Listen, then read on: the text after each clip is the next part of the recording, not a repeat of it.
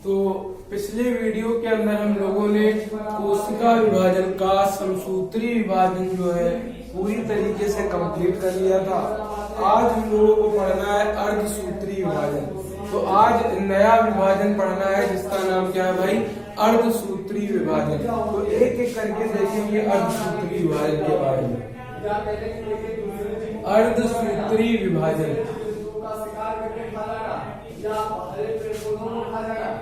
अर्धसूत्री विभाजन को कहा जाता है मियोसिस। अर्धसूत्री विभाजन को इंग्लिश में हम लोग क्या बोलते हैं भाई, मियोसिस कहा जाता है अर्धसूत्री विभाजन को। अच्छा, विभाजन कोई भी हो, एक फेज होती है जिसके अंदर कोशिका का निश्चित रूप से विभाजन होता है और एक ऐसी अवस्था होती है जिसमें से कोशिका का विभाजन से पहले उसकी तैयारी होती है। ये तो बात हो गई थी विभाजन की, लेकिन समसूत्री विभाजन अर्धसूत्री विभाजन में क्या फर्क है, अब ये देखते हैं। तो अर्धसूत्री विभाजन को सबसे पहले वैज्ञानिक फार्मर, दो वैज्ञानिक थे, एक का नाम था फार्मर और मूरे ने खोजा।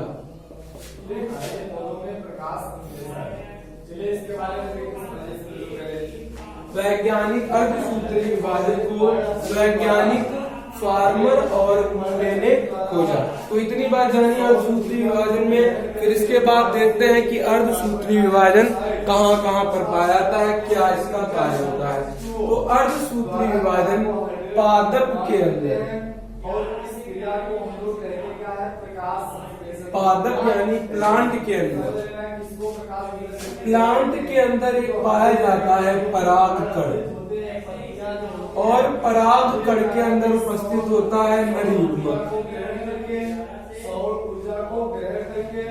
पादप के अंदर उपस्थित होता है परागकण और परागकण में पाया जाता है नर युग्मक, और उसी पादप के अंदर उपस्थित होता है क्या भाई, बीजांड। और बीजांड के अंदर जो है, बीजांड के अंदर पाया जाता है भ्रूण कोश, और भ्रूण कोश को बोला जाता है एम्ब्रियो सैक, और ये होता है हमारा मादा युग्मक। तो पादप के अंदर परागकण में नर युग्मक को बनाने, पादप के अंदर परागकण में नर युग्मक और बीजांड के अंदर भ्रूण कोश का निर्माण करने के लिए होता है। और फिर जो जंतु होते हैं, और जंतु के अंदर भी किसको काउंट कर लिया जाता है, मनुष्य को। तो जंतु के अंदर जो हमारी स्पर्म होता है, स्पर्म क्यों कहते हैं शुक्राणु, और ओवम, ओवम को कहते हैं अंडाणु, और स्पर्म होता है नर युग्मक और ये होता है मादा युग्मक। तो ये नर युग्मक, ये मादा युग्मक, ये नर युग्मक, ये मादा युग्मक। तो इसके बारे में ये कहा जाता है कि अर्धसूत्री विभाजन के बारे में कि अर्धसूत्री विभाजन एक प्रकार का ऐसा विभाजन है जो नर तथा मादा युग्मकों का निर्माण करता है। पादपों के अंदर परागकण में पाए जाने वाले नर युग्मक का निर्माण करता है, और पादप के अंदर पाए जाने वाले बीजांड के अंदर भ्रूण कोश उपस्थित है, और भ्रूण कोश को ही मादा युग्मक का निर्माण करता है। और जंतुओं के अंदर स्पर्म या शुक्राणु बनाता है, ओवम या अंडाणु बनाता है। स्पर्म को कहते हैं नर युग्मक और अंडाणु को कहते हैं मादा युग्मक। स्पर्म और शुक्राणु के बनने की क्रिया को शुक्र जनन कहते हैं, और अंडाणु के बनने की क्रिया को अंडाणु जनन कहते हैं। तो या फिर हम लोग ये कह सकते हैं पूरी तरीके से, नर युग्मक के बनने की क्रिया को शुक्र जनन और मादा युग्मक के बनने की क्रिया को अंडाणु जनन। तो अर्धसूत्री विभाजन शुक्र जनन या अंडाणु जनन की क्रिया को पूरा करता है या क्रिया को कराता है। दूसरी बात, या फिर ये कह सकते हैं अर्धसूत्री विभाजन एक ऐसा विभाजन है जो पादप और जंतुओं के अंदर युग्मकों का निर्माण करता है। ये बात हो गई। फिर उसके बाद ये जाना कि जो हमारा अर्धसूत्रीय विभाजन होता है, अर्धसूत्रीय विभाजन के अंदर शुक्र जनन और अंडाणु जनन के बारे में इसका निर्माण किया जाता है। तो एक बार हम लोग और समझ लेते हैं इसको भाई।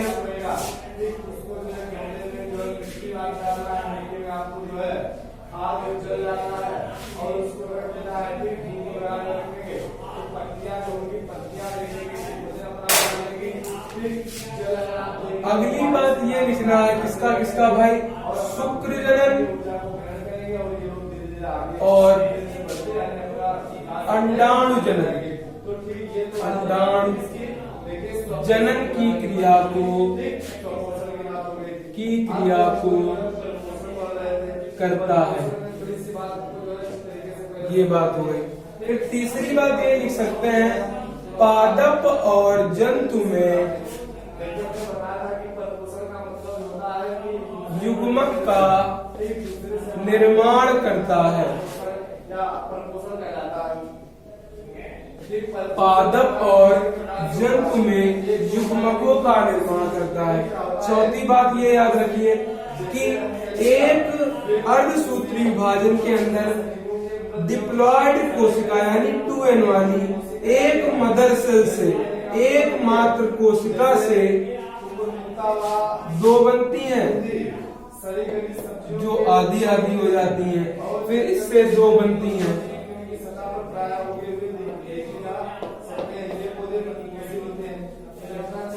और ये आपस में कोई भी बराबर नहीं होती है। तो ये कहा जाता है कि एक अर्धसूत्री विभाजन के अंदर एक मात्र कोशिका से 4 पुत्री कोशिका का निर्माण होता है, और 4 पुत्री कोशिका को हम लोग लिख सकते हैं न्यू डॉटर सेल।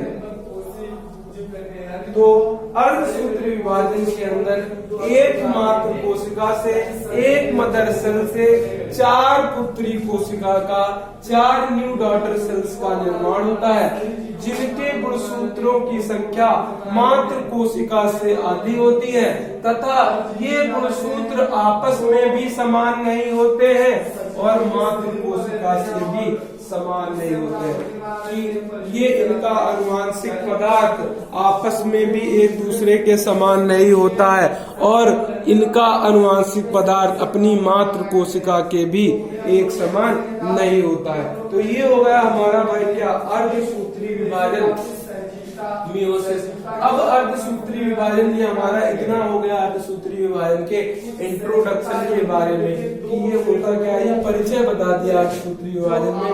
अब हम क्या करेंगे, इस एक कोशिका से 2 कोशिका बनाएंगे, फिर इन 2 कोशिका से 4 कोशिका बनाएंगे। तो हो क्या रहा है, एक यहाँ पर डिवीजन हुआ और एक डिवीजन यहाँ पर हुआ। तो बताओ मियोसिस कितने चरणों में पूरी होती है, 2 चरणों में, एक मियोसिस फर्स्ट और दूसरी मियोसिस सेकंड। तो अर्धसूत्री विभाजन में 2 चरण होते हैं या 2 चरणों में पूरी होती है। अब आगे चलते हैं, इसके बारे में देखेंगे।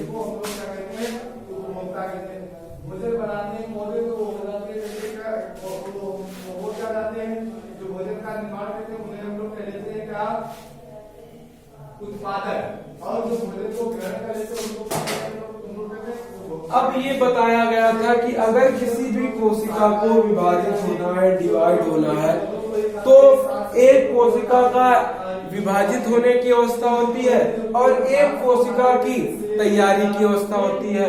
वो विभाजन के लिए जितनी चीजों का बंटवारा होना होता है, उन सभी चीजों का निर्माण कर दिया जाता है उस अवस्था में। तो एक बताया था हमने, होती है इंटरफेज।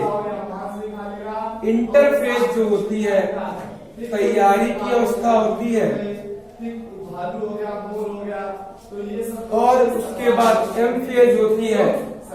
और एम फेज में अब कौन सा विभाजन पढ़ रहे हैं भाई, ये अर्धसूत्री विभाजन यानी मियोसिस, इसलिए इसे क्या कह देंगे हम लोग, मियोसिस। तो इंटरफेज में तैयारी की और मियोसिस, और इंटरफेज हम लोग पढ़ चुके हैं भाई कहाँ पर, माइटोसिस के अंदर। तो माइटोसिस का इंटरफेज एकदम समान होता है किसके, मियोसिस के इंटरफेज के समान। यानी माइटोसिस यानी समसूत्री विभाजन और अर्धसूत्री विभाजन का इंटरफेस दोनों ही एक तरीके का होता है, एक समान होता है। तो इसलिए हम लोग को इस मियोसिस के अंदर, अर्धसूत्री विभाजन के अंदर इंटरफेज को नहीं पढ़ना है। इंटरफेज कहाँ से पढ़ लेंगे हम लोग? माइटोसिस वाली इंटरफेज को। और अगर माइटोसिस वाली इंटरफेज हम लोग पढ़ लेंगे तो हमारी कौन वाली इंटरफेज भी कंप्लीट हो जाएगी भाई? हमारी अर्धसूत्री विभाजन वाली इंटरफेज भी कंप्लीट हो जाएगी। अगर आपको याद हो तो हमने बताया था इंटरफेज के 4 phase, G0 phase, G1 phase, S phase और G2 फेज। तो ये 4 फेज आपको पढ़ाई जा चुकी हैं समसूत्री विभाजन के अंदर। अब आपको यहाँ पर नहीं पढ़ना है। दोनों ही विभाजन के अंदर जो ये दोनों फेज होती हैं ये एक समान होती हैं, इसलिए आपको ये इंटरफेज पढ़ लेना है समसूत्री वाले विभाजन से। तो इंटरफेज कंप्लीट। अब आ गया हमारा एम फेज। एम फेज का मतलब मियोसिस फेज। तो मियोसिस हमारी कितने चरणों में पूरी होती है भाई? मियोसिस जो है हमारी कितने चरणों में पूरी होती है? 2 चरणों में पूरी होती है। तो मियोसिस के 2 पार्ट होते हैं।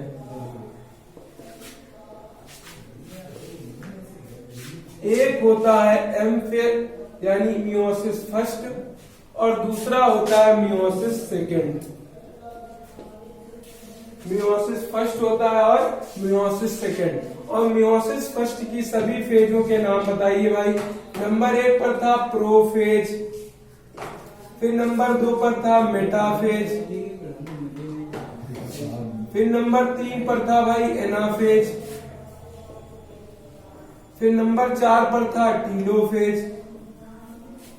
अब ये सभी फेजें मियोसिस फर्स्ट की फेज है, इसलिए ये सब कौन से फेज हो जाएंगी? फर्स्ट वाली फेज, यानी prophase first, metaphase first, anaphase first और टीलोफेज फर्स्ट। जब टीलोफेज हमारी फर्स्ट कंप्लीट हो जाएगी फिर उसके बाद क्या चलता है? साइटोकाइनेसिस।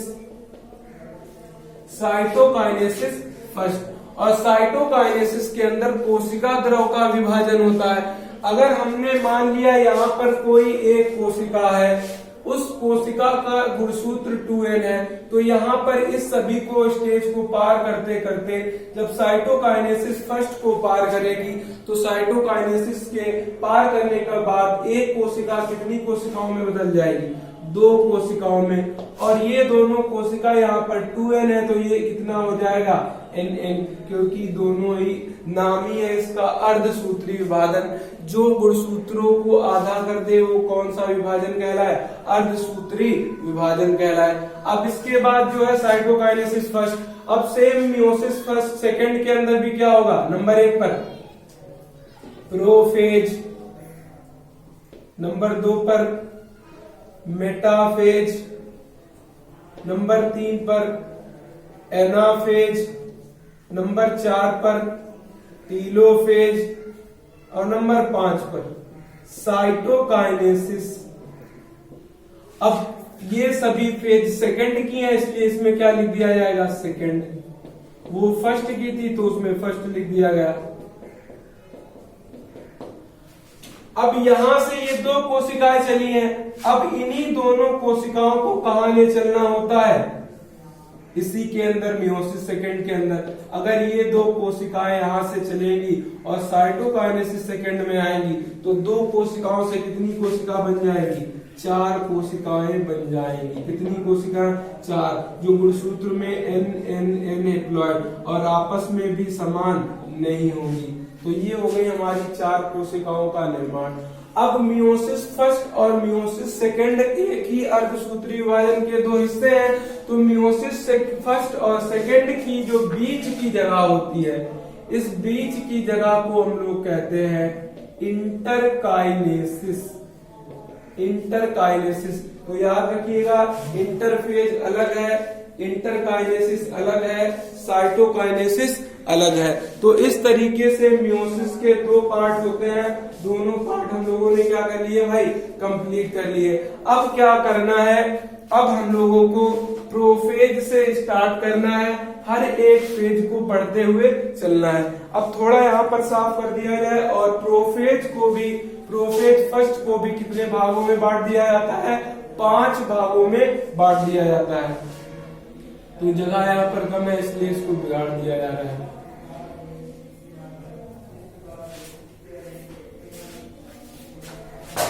अगर प्रोफेज को हम लोग डिवाइड करें तो प्रोफेज के 5 पार्ट होते हैं। नंबर 1 होता है लेप्टोटीन, नंबर 1 होता है हमारा लेप्टोटीन, नंबर 2 होता है हमारा जाइगोटीन, नंबर 3 होता है पैकीटीन, नंबर 4 होता है डिप्लोटीन, और नंबर 5 होता है डाइकाइनेसिस। तो इस तरीके से इतनी फेज में डिवाइड होता है कौन, प्रोफेज फर्स्ट। कौन कौन सी फेज है, लेप्टोटीन, जाइगोटीन, पैचीटीन, डिप्लोटीन और डाइकाइनेसिस। और ये सभी 5 फेज जो है किसकी है, प्रोफेज फर्स्ट की। प्रोफेज फर्स्ट किसका भाग है, मियोसिस फर्स्ट का। और मियोसिस फर्स्ट के कितने पार्ट पड़े, 4, prophase first, metaphase first, anaphase first, telophase first और साइटोकाइनेसिस फर्स्ट। फिर प्रोफेज फर्स्ट में कितनी phase, 5, leptotene, zygotene, pachytene, diplotene, diakinesis. और मियोसिस सेकंड फिर इसके बाद चलता है। मियोसिस फर्स्ट और मियोसिस सेकंड के बीच के टाइम इंटरवल को, बीच के समय को इंटरकाइनेसिस। और मियोसिस सेकंड के 5 भाग, prophase second, metaphase second, telophase second, anaphase second और साइटोकाइनेसिस सेकंड। तो इस तरीके से ये हमारे मियोसिस 2 भागों में डिवाइड होती है। अब प्रोफेज फर्स्ट को हम लोग पढ़ेंगे अगले वीडियो के अंदर।